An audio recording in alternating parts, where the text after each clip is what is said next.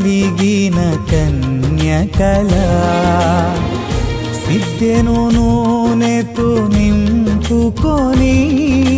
పెండ్లి కుమారుడ నా యేసయ్యా నీ కోసమే వేచి ఉన్నానయ్యా పెండ్లి కుమారుడ నా యేసయ్యా